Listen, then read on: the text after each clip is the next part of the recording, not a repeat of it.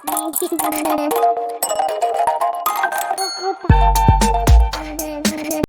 Everyone, इस video में बात कर लेते हैं नेशनल फर्टिलाइजर्स लिमिटेड की। क्विकली एनालिसिस देख लेते हैं। चैनल को लाइक एंड सब्सक्राइब करना मत भूलिएगा। तो यहाँ आप देख रहे होंगे नेशनल फर्टिलाइजर्स का मोमेंटम बहुत सिंपल है। अभी रिसेंटली इसके एनालिसिस कर रहे थे, फिर से बता देता हूँ। कुछ ऊपर के मोमेंटम और साइड ऐसे चल रहा है, कुछ ये कुछ नीचे एक्यूमुलेशन होते हैं और ऊपर रिटर्न्स पे होके फिर से नीचे आता है, फिर ऊपर जाता है। बस सिंपल है, फॉर्मेशन बहुत सिंपल है। एनएफएल में ट्रेड करना भी इजी रहता है। मेरा फेवरेट स्टॉक है, एक तरह से अच्छे पैसे बनते हैं इसमें। बस आपको फॉर्मेशन समझनी है। नीचे अगर चैनल में चल रहा है तो नीचे पकड़ लीजिए, एक्यूमुलेशन करके ऊपर रिटर्न्स बुक कर लीजिए, आपका ईजिली बनता रहेगा पैसा। यहाँ देखेंगे, यहाँ से अगर आपने इतना पकड़ लिया तो 18% बन गया, फिर फॉल करेगा तो 18% फिर बन गया, 36% तो ऐसे ही आ गए। अब आप ब्रेकआउट का इंतजार करते हैं बैठ के कि स्टॉक ब्रेकआउट देगा तो मैं बाय करूंगा। अरे यहाँ से आप नॉर्मल सपोर्ट रेजिस्टेंस पकड़ लो। मार्केट में 80% काम करते हैं सपोर्ट रेजिस्टेंस।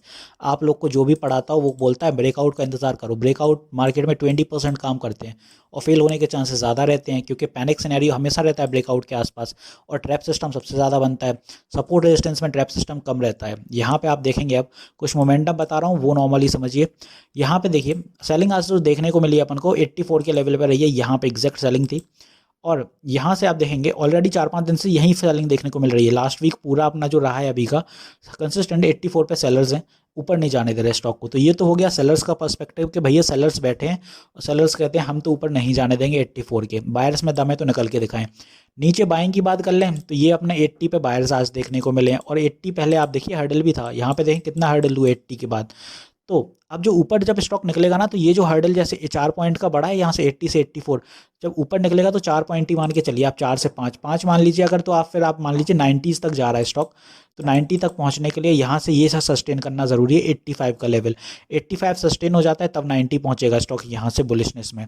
तो बाय ट्यूसडे अपना जब मार्केट खोलेगा, जो कि 25 को आपकी छुट्टी है और मार्केट में क्रिसमस की हॉलीडे रहने वाली है, तो यहाँ पे आप देखेंगे 90 अपना पहला टारगेट रहेगा। 90 के बाद अपने 2 टारगेट और मान लीजिए 5-5 पॉइंट के, क्योंकि स्टॉक ऐसे ही चलेगा। 5 पॉइंट पे 95 और अगले 5 पे 100। तो 100 तक पहुंचने में समय लगेगा, क्योंकि स्टॉक स्लो हो गया है, स्लगिश मोमेंटम के साथ चल रहा है। 2 दिन में रिकवरी बहुत अच्छी हुई है, क्योंकि निफ्टी में जब फॉल आया था तो majority of the stocks red में क्लोज हुए। पूरा ही मार्केट अंडर प्रेशर था एंड पैनिक था।